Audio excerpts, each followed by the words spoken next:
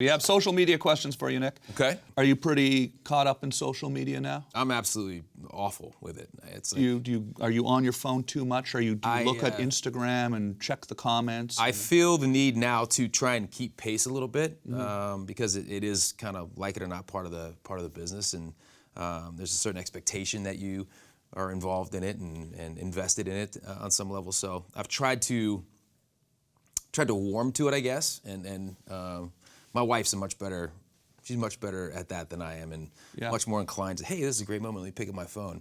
I guess I'm just the older generation that says, hey, this is a great moment, I'm just gonna watch it and enjoy it, and then I realize after the fact I probably should have grabbed my phone and so probably somebody else was filming it with their phone. Hopefully somebody else was filming it. Danny Pellegrino of the Pellegrino soda water family, I don't know if that's true, on Twitter asks, many of your fans may have gotten to know you on MTV's Newlyweds. Is that awkward when fans want to talk about your personal life? No, it's not awkward that's how they got to know me, because as I said earlier, that show really gave me a platform to just be who I was and be me, and people seem to respond to that, and so I'm very grateful. What is baffling to me is that it was so long ago, and some 15 years later, that in some people's minds it almost feels like it was still yesterday, and they reference things that happened in the show as if they happened yesterday, and clearly everyone has moved on, and we're in different chapters of life.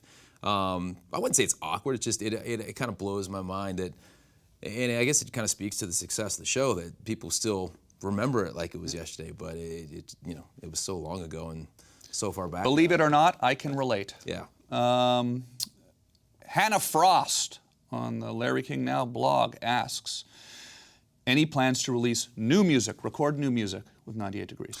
Yeah, for sure. We always talk about that. We did, as I mentioned, we did a Christmas record a couple years ago, which was all new music, and we love performing together, love recording together.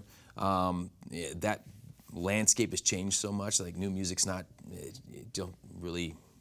no one does albums anymore, so to speak. It's really kind of a different world now, so we're kind of figuring out, maybe we just do a single or maybe we do a little EP. But yeah, to answer her question, we're always talking about doing new music, and we'd love to do something together again, for sure. So what's the process now? Do you have a studio that you go into? Do you have a studio at home?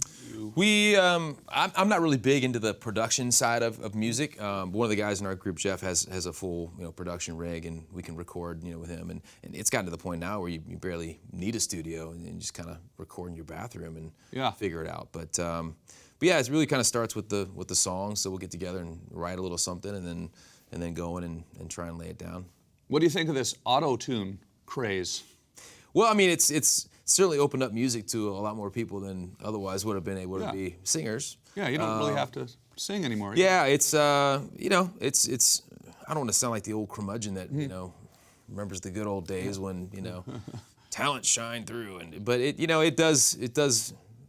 makes it a little easier to get away with. Sort of a unique sound, I guess, right? Yeah, but I mean, there's some people who have taken it and been really creative with it and made it kind of their sound. And I guess the one thing I've learned is there's no limits to music.